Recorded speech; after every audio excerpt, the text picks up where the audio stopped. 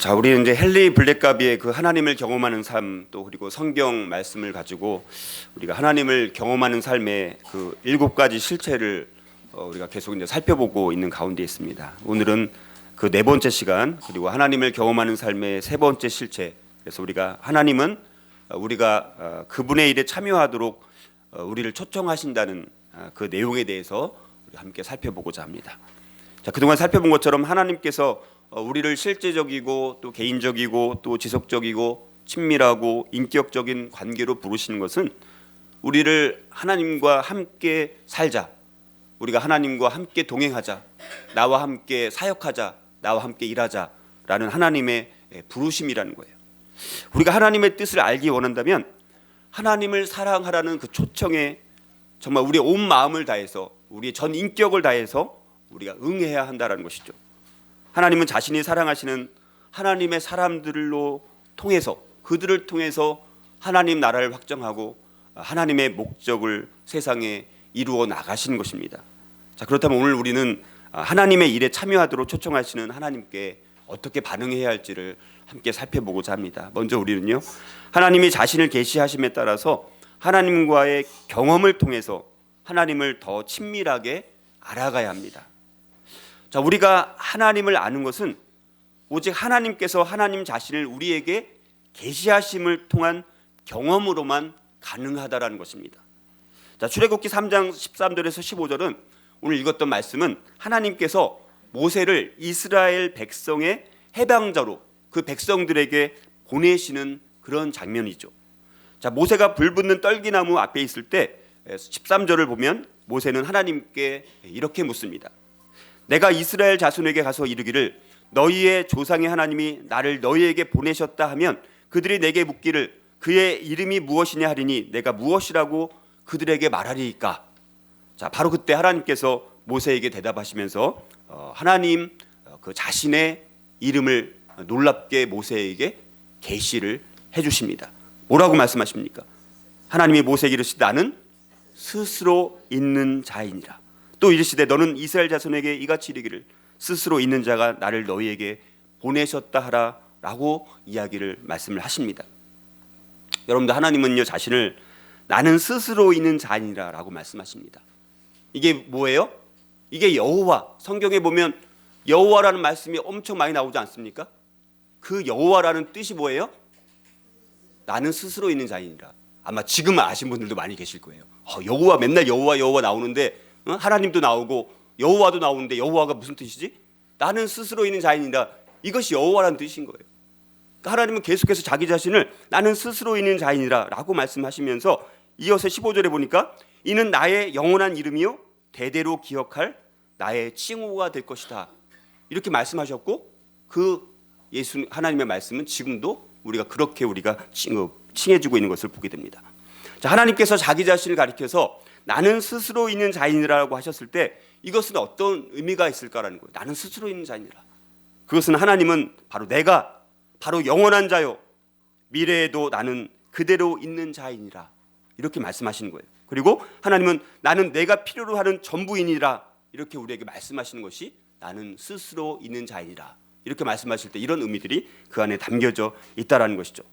우리 여호와 하나님, 그 하나님은 영원하고 또 자존적인 존재이시고 시작과 끝이 없으시고 어제도 오늘도 영원히 동일하신 분이 바로 우리 하나님이십니다. 지금 하나님은 항상 그렇게 존재하셨던 것처럼 영원히 하나님은 그렇게 존재하시는 하나님이라는 거예요.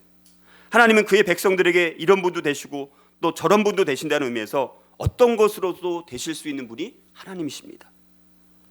이 여호와라는 나는 스스로 있는 자라는 이름은 하나님께서 그의 백성들이 필요로 하는 것을 주시기 위해서 그들이 필요로 하는 것으로 나타나신다는 것을 보여준다는 그런 의미 때문에 굉장히 중요한 이름이 바로 여호와, 나는 스스로 있는 자이니라 라는 의미입니다. 모세는 하나님의 나는 스스로 있는 자이니라 라는 이 자기 계시 이후에 놀랍게도 40년 동안이나 여호와라는 나는 스스로 계신 자이니라라고 말씀하신 그 위대한 하나님을 경험적으로 40년 동안 쓰임받고 살아갔던 위대한 신앙의 인물이 바로 모세라는 사람이라는 것이죠. 여러분, 우리가 알고 있는, 여러분들이 들어본 하나님의 이름, 하나님의 칭호, 하나님의 표현들은 어떤 것들이 있습니까? 우리 그 이름들을 다 설명드릴 수 없어요. 그렇죠? 하나님은 어떤 하나님이세요? 여러분들 아시는 생각나는 하나님 어떤 하나님이 있으신가요?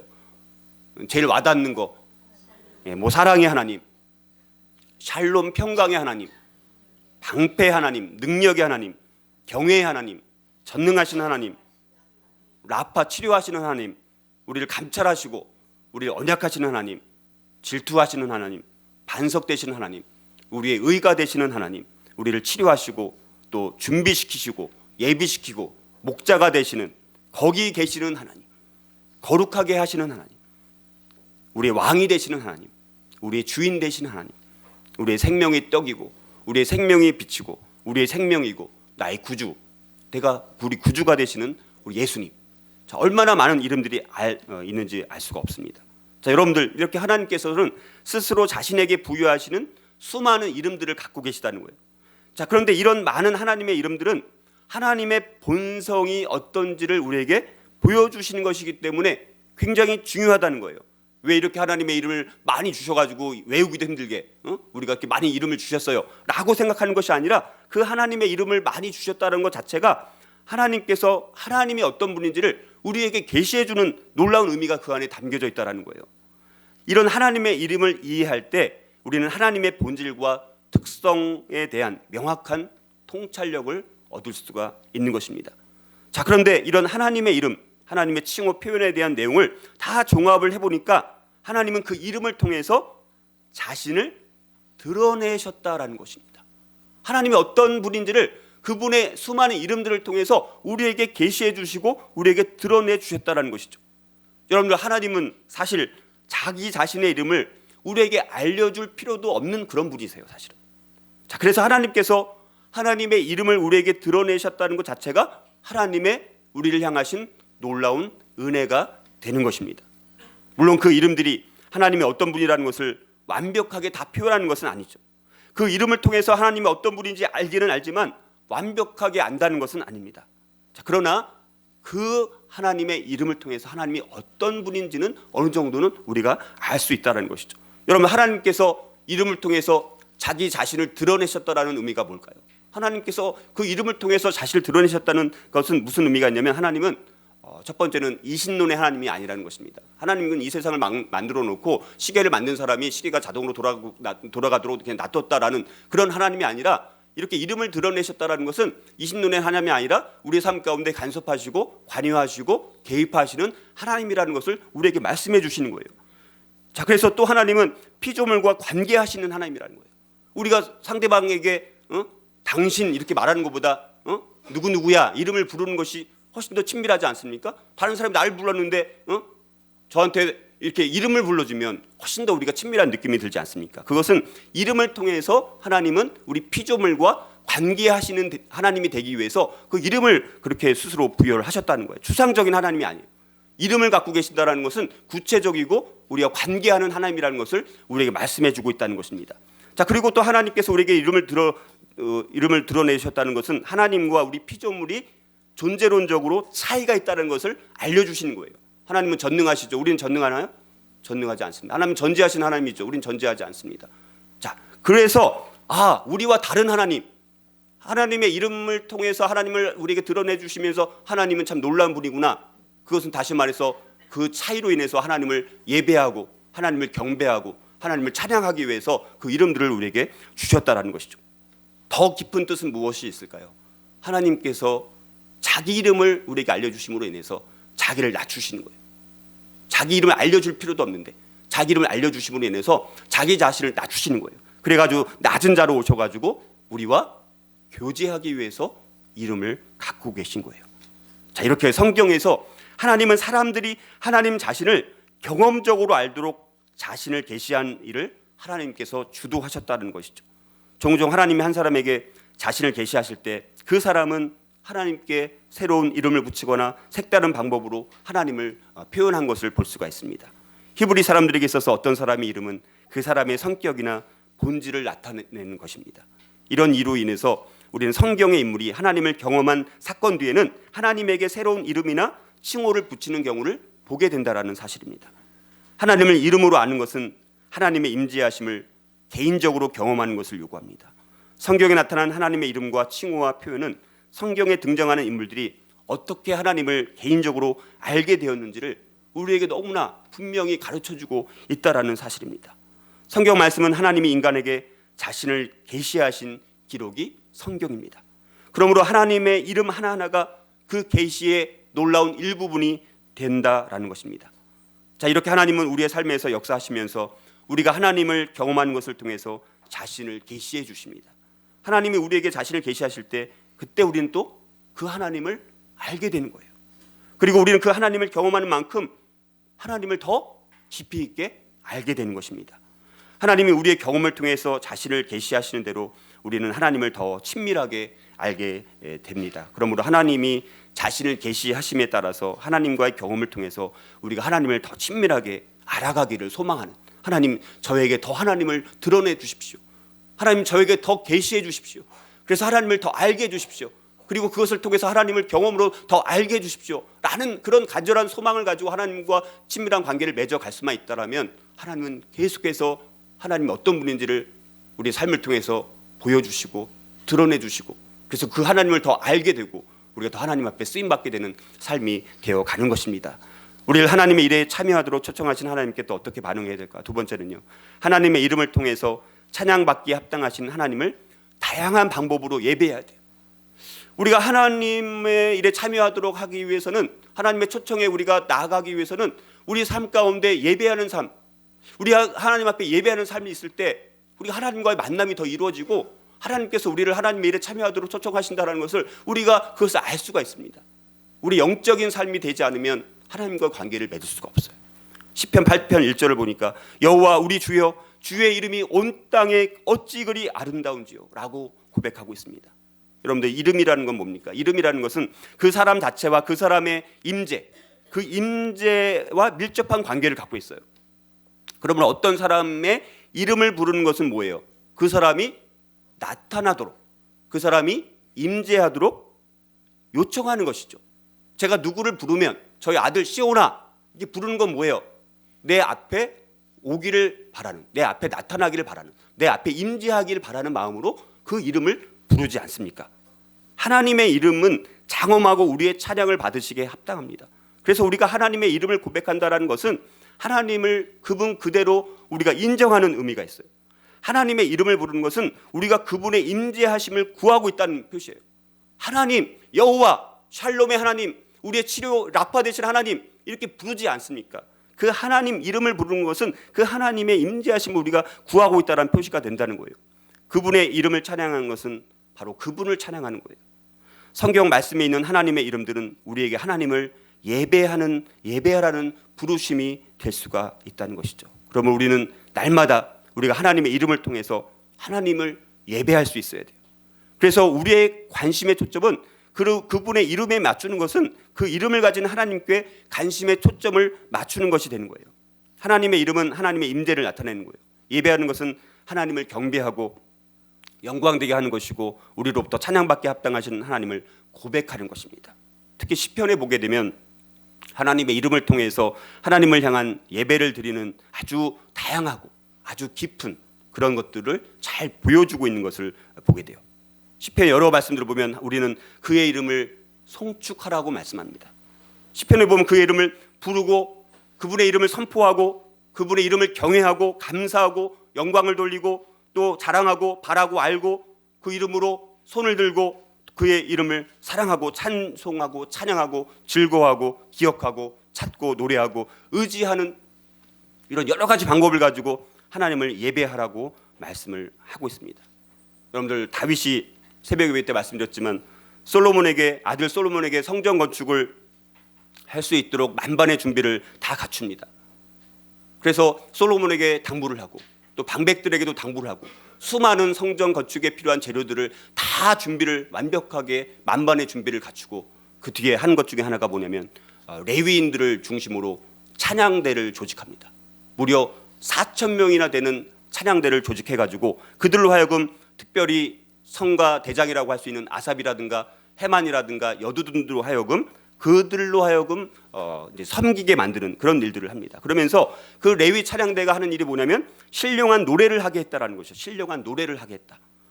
자, 여기서 노래를 부른다라는 것은 그냥 우리가 입술을 가지고 찬양한다라는 그런 의미가 아닙니다.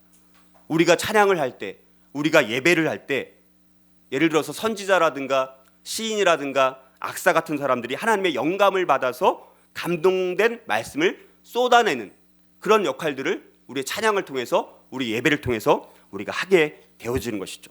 마음속으로 하나님의 크신 감동을 받아서 감동된 노래, 감동된 식구들을 쏟아내는, 자, 레위 찬양대가 바로 그런 일들을 하는 것이라는 것이죠. 우리의 삶의 자리에서 하나님을 예배하고 하나님을 찬양하고, 정말 찬양받기에 합당하신 하나님, 그 하나님을 우리가 예배하고 찬양하지 않습니까? 그런 삶을 우리가 살아갈 때 하나님께서 우리를 하나님의 일에 참여하도록 초청하시는 하나님의 부르심을, 그 예배하고 찬양하는 삶을 통해서 우리가 그 하나님의 부르심을 우리가 들을 수가 있다라는 것이죠. 우리가 예배와 찬양과 감사와 이런 것과 전혀 관련 없는 삶을 살아간다면 우리가 하나님의 부르심이라는 초청 앞에 우리 어떤 반응, 우리가 그 부르심조차, 반응조차 할 수 없는 그런 상황에 되어지는 것을 바라보면서 저와 여러분들의 삶 가운데 하나님 앞에 우리가 쓰임받고 또 하나님 앞에 초청받는 삶을 살아가기 위해서는 하나님 앞에 정말 여러 가지 방법으로 찬양하고 예배하는 삶이 저와 여러분들 삶 가운데 있어야 한다는 것이죠. 자, 우리를 하나님의 일에 참여하도록 초청하신 하나님께 또 어떻게 반응해야 될까요? 세 번째는요, 우리의 관심을 하나님의 사랑에 집중하고 예수님께 순종함으로 사랑을 표현해야 돼요. 자, 우리가 어떤 사람을 사랑한다라는 것은 그 순종, 우리가 약속, 언약들을 지키는 것을 요구한다는 것이죠. 하나님께서는 우리의 사랑의 관계를 추구하시기 위해서 하나님께서 주도권을 잡으십니다. 그러나 이 사랑의 관계가 하나님의 일방적인 관계는 아니라는 거예요. 하나님만이 주도권을 잡는다고 해서 하나님이 일방적으로 우리를 이끌어간다라는 개념은 아닙니다. 하나님은 우리가 하나님을 알고 예배하기를 원하세요. 하나님께서 주도권을 갖고 계시지만 우리가 그 하나님께, 그 하나님을 더 알아가고 그 하나님을 예배하기를 원하신다는 것이죠. 자, 무엇보다도 하나님을 사랑하기를 원하십니다. 그런데 예수님은요, 요한복음 14장 15절에 보니까 너희가 나를 사랑하면 나의 계명을 지키리라, 이렇게 말씀합니다. 그리고 요한복음 14장 21절은 보니까 나의 계명을 지키라는 자라야 나를 사랑하는 자니 나를 사랑하는 자는 내 아버지께 사랑을 받을 것이요 나도 그를 사랑하여 그에게 나를 나타내리라, 이렇게 말씀합니다. 그럼 우리가 예수님께 순종하는 것은 예수님을 사랑하고 의지한다라는 표현이 바로 순종이라는 거예요. 순종은 우리가 하나님을 사랑하는 것을 바깥으로 나타내는 것입니다. 자, 그래서 이렇게 사랑과 순종을 하게 되면 하나님께서 우리에게 보상을 주는데 그것이 뭐예요? 우리에게 자신을 나타내 주신다라는 것입니다.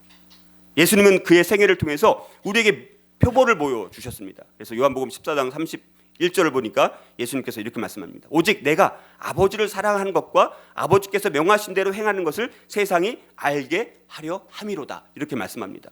그러니까 예수님은 하나님 아버지의 모든 명령을 다 준행하셨다는 것이죠. 예수님은 순종함으로 아버지 하나님에 대한 그의 사랑을 예수님께서는 보여주셨습니다. 그러므로 하나님과의 사랑의 관계는 우리가 하나님께 순종함으로 사랑을 표현하는 것을 요구한다라는 사실입니다. 이것은 명령을 그대로 따르라는 것뿐만 아니라 그 명령, 하나님의 명령, 하나님이 시키니까 그냥 이렇게 하는 이런 개념이 아니라 그 하나님께서 우리에게 명령하실 때 그 명령의 동기까지 알아서 그것을 따르는 것을 우리에게 말하는 거예요. 여러분, 우리가 순종할 때 어떤 사람들은 내가 시키면 시키는 것 그대로 하지 않습니까? 시키는 것만 그대로 해도 굉장히 고맙죠. 그렇죠? 시키는 것도 안 하는 사람들이 태반인데 시키는 것을 하는 것까지도 좋지만 더 나아가서 하나님께서 원하시는 것은 우리가 순종이라는 것에 보면 이런 말이 있습니다. 오리에 오리를 더해서 십리를 동행하라, 이런 말씀이 있습니다. 어떤 사람이 오리를 함께 가기를 원하는 거예요. 오리라고 빽빽하는 오리가 아니라 거리로 말하는 오리를 함께 가기를 원하는 사람이 있어요. 근데 그 사람에게 오리만 딱 같이 가주는 거예요. 그것보다는 오리에 오리를 더해서 십리를 동행해 준다라면 그 사람이 얼마나 큰 위안이 되겠느냐라는 거예요. 순종에는 그 명령의 동기를 알 때, 하나님의 마음을 헤아리고 하나님의 동기를 알 때, 그 명령의 동기를 알 때 우리가 진짜 순종의 의미를 아는 거예요. 그 순종을 할 때 그것이 진짜 사랑의 표현이라는 것이죠. 그대로 그냥 단순히 순종하는 그런 개념이 아니라 우리가 순종의 의미를 우리가 하나 더 생각을 해볼 필요가 있다는 것이죠. 자, 우리가 꼭 기억해야 될 것 중에 하나님의 본질 가운데 하나가 뭡니까? 하나님의 본질이 바로 사랑이라는 거예요.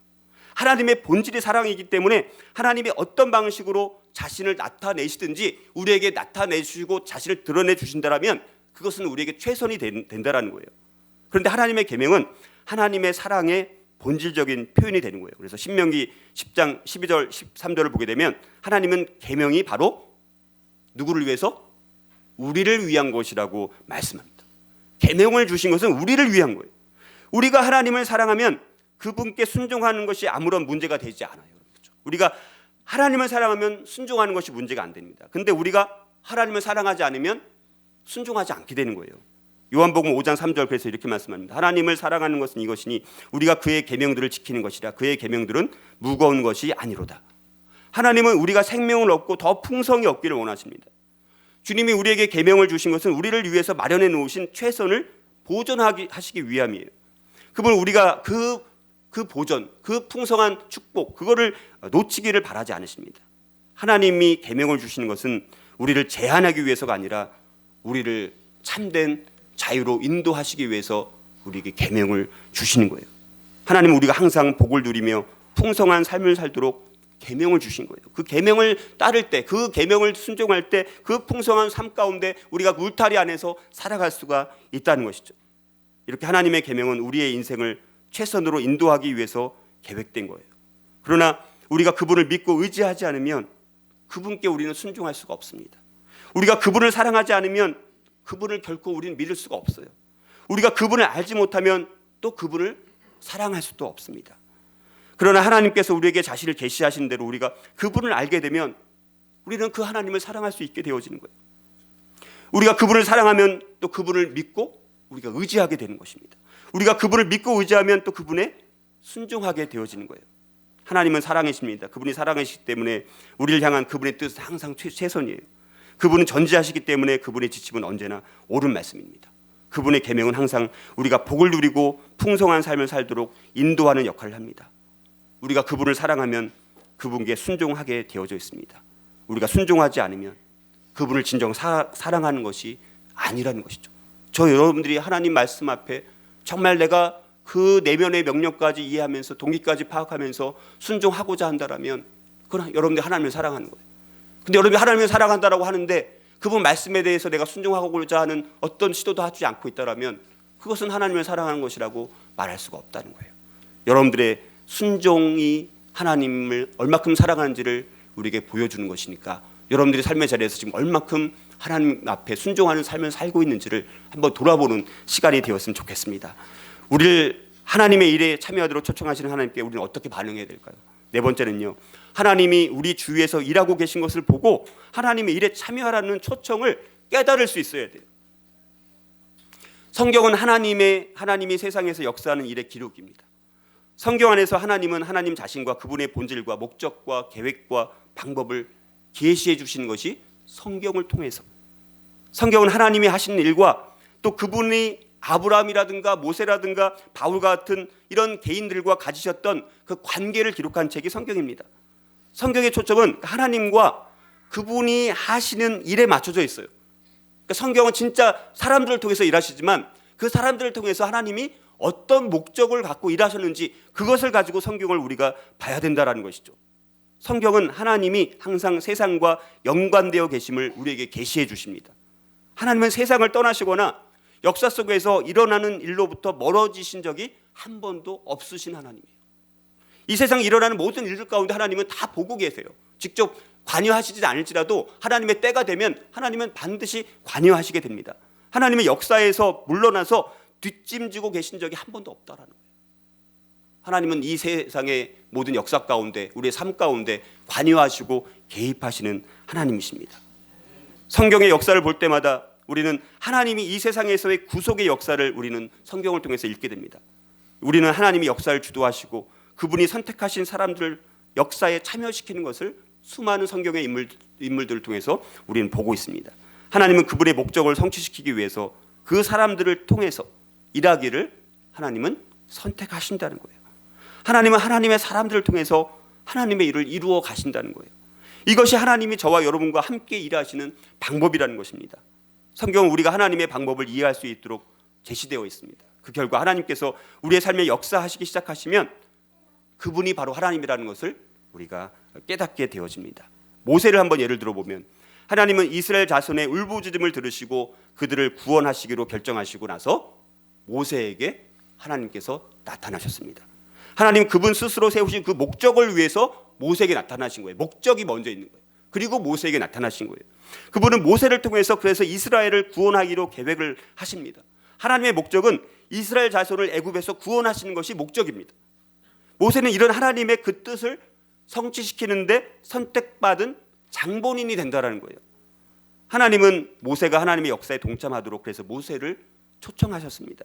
출애굽기 3장 8절을 보면 내가 내려와서 그들을 애굽의 손에 건져내고 그들을 그 땅에서 인도하여 아름답고 광대한 땅 젖과 꿀이 흐르는 땅 곧 가나안 족속, 헷 족속, 아모리 족속, 브리스 족속, 히위 족속, 여부스 족속의 지방에 데려가려 하노라.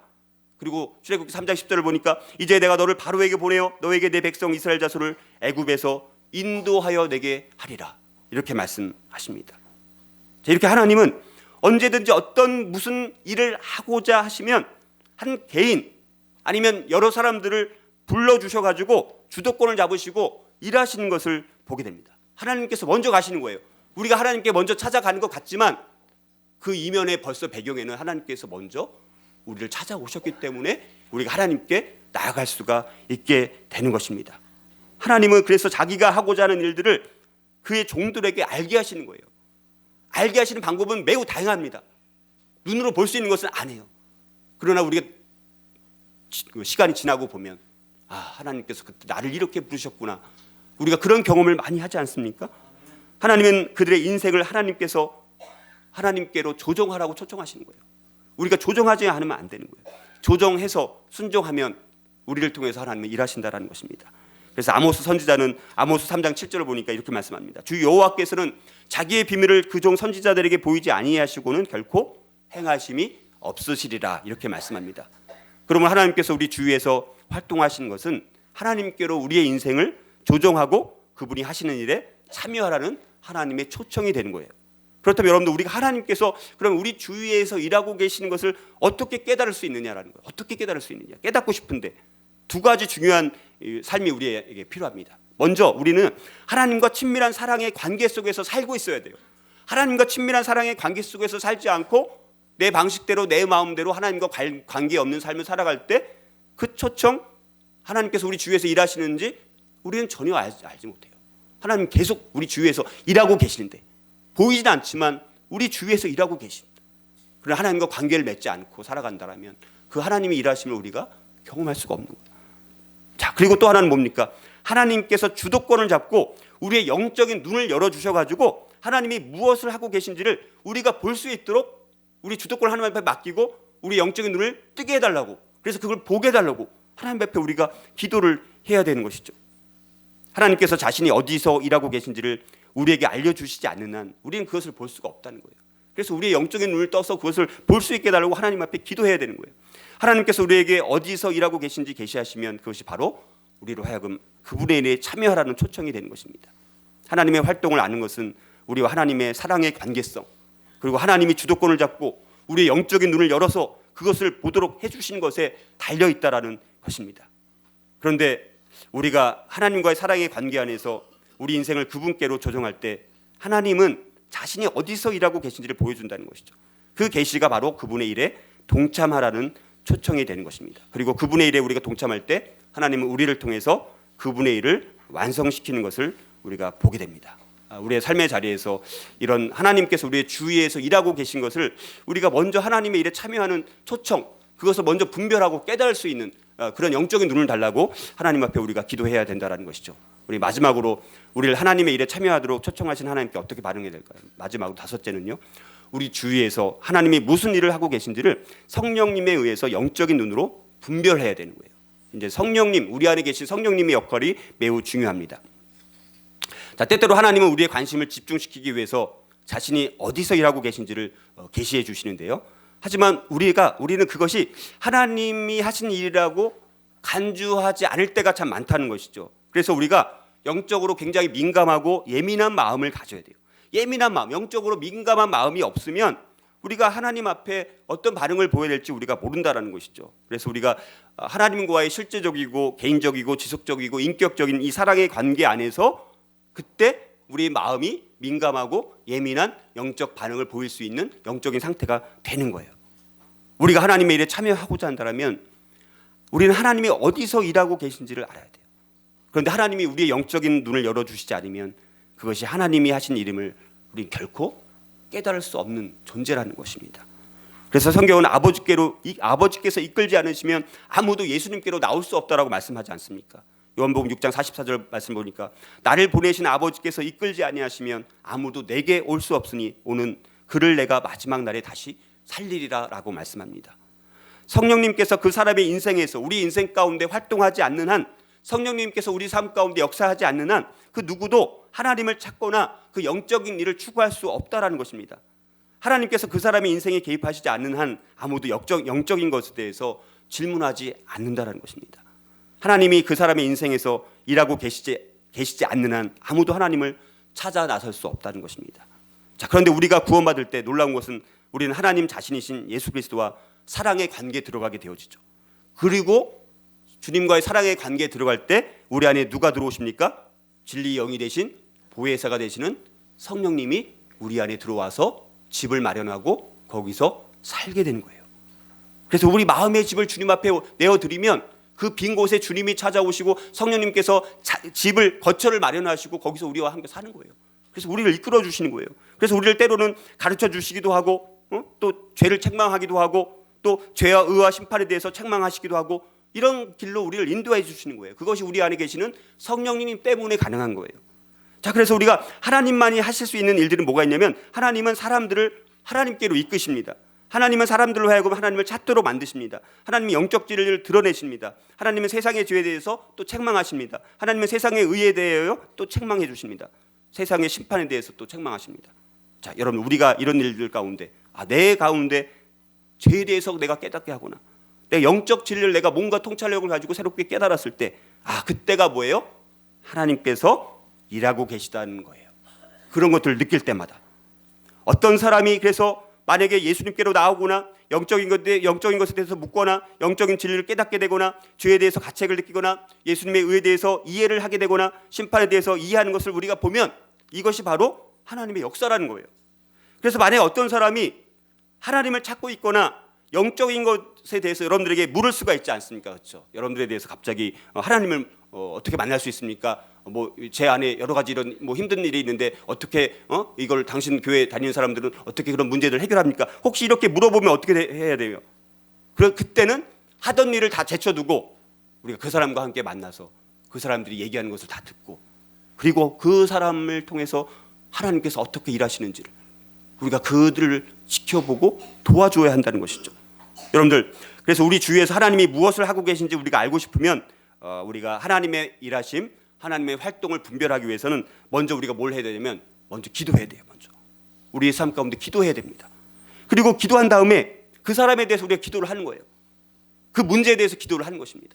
그 다음에 무슨 일이 그 다음에 생기는지를 한번 또 주목해서 보는 거예요. 기도한 다음에 어떤 일이 일어나는가, 어떤 변화들이 일어나는 것을 관찰 있게 보는 것입니다. 그 다음에 우리가 기도한 것과 다음에 생긴 일들을 연관지어서 생각해 보는 거예요. 그 다음에 그 사람의 삶에 무슨 일이 일어나고 있는지를 알게 할 만한 질문들을 또 그 사람에게 질문을 통해서 던질 수가 있습니다. 그래서 하나님께서 무슨 일을 하고 계신지를 우리가 알아내고 그 다음에 귀 기울여 듣고 그 사람을 기울여 들을 뿐만 아니라 하나님께 귀를 기울여서 하나님께서 무엇을 하고 계신지를 우리가 이렇게 영적으로 보게 된다면 어느 정도는 우리가 볼 수 있는 그런 영적인 눈들을 하나님께서 우리에게 주셨기 때문에 우리 안에 성령님이 계시기 때문에 그런 것들이 가능하다라는 것이죠. 그런데 여러분들 진짜 중요한 결론을 맺고자 합니다. 많은 경우 우리가 하나님의 일에 동참하지 못하는 이유가 뭘까요? 우리가 하나님의 일하심을 사모하고 하나님의 일하심에 동참하기를 바라는데 우리가 그 하나님의 일하심에 동참하지 못하는 이유는 뭐냐? 진짜 이유는 뭘까요? 그것은요, 그만큼 하나님의 일에 참여하기 위해서 우리가 헌신되어 있지 않다는 것이 가장 큰 결정적인 문제는 헌신되어 있지 않는 거예요. 그냥 내가 생각에 하나님 앞에 쓰임 받으면 좋겠다. 내가 하나님 앞에 축복을 받으면 좋겠다 라고 생각을 하지만 하나님의 일하심, 그것이 목적입니다. 그렇죠? 우리에게 복을 주시는 게 목적이 아니잖아요. 하나님의 그 일하심이 목적이에요. 근데 그 일하심 앞에 내가 사용받기 위한 내가 헌신의 준비가 되어 있는가, 이것이 가장 중요한 거예요. 그래서 우리는 하나님이 복 주시기만을 원하는 거예요. 그런데 우리는 하나님께서 우리를 사용하셔서 일하시는 것은 생각하지도 않는 거예요. 그것이 문제입니다. 성경에서 말하는 복은 뭐예요? 신령한 복이고 또 영적인 복이잖아요.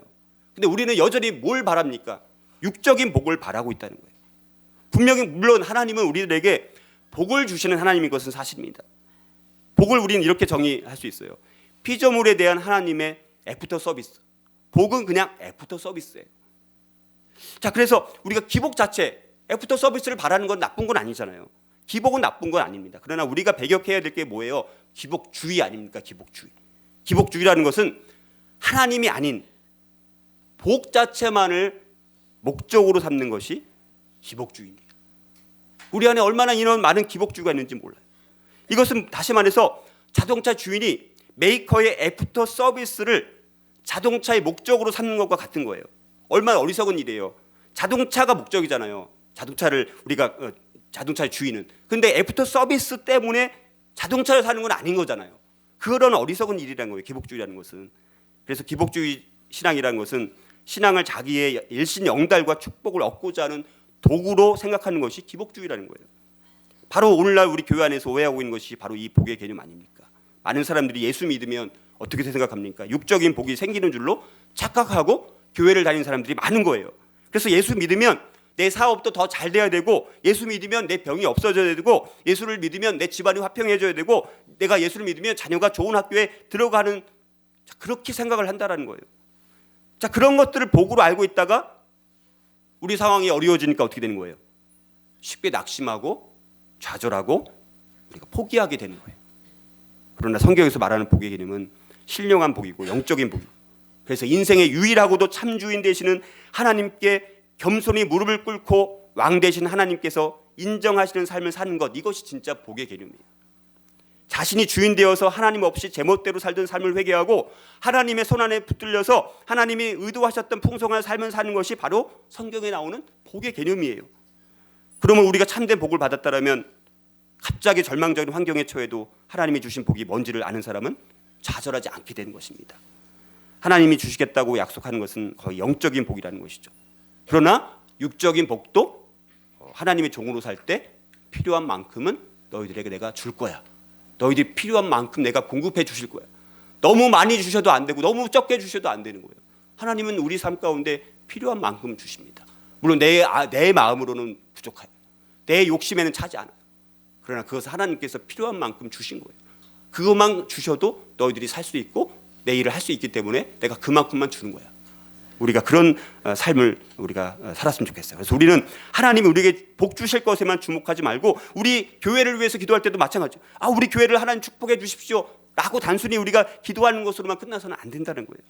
하나님께서 오히려 우리가 관심 가져야 될 건 뭐예요? 하나님이 어떻게 하나님 자신을 우리에게 계시해 주시고 우리를 통해서 어떤 일을 하기를 원하시는지, 우리의 능력을 초월하는 하나님의 목적, 그것을 우리가 기대해야 돼요. 우리의 욕심이 이루어지는 것이 아니라 하나님의 뜻이 우리 교회를 통해서, 우리의 삶을 통해서, 우리의 순종을 통해서, 우리 공동체를 통해서 그 하나님의 목적, 하나님의 뜻이 이루어지는 게, 그게 뭐냐? 하나님께 초점을 맞추어서 우리가 살아가게 되면 그 자체가 우리가 복된 삶을 살아가는 것이라는 거예요.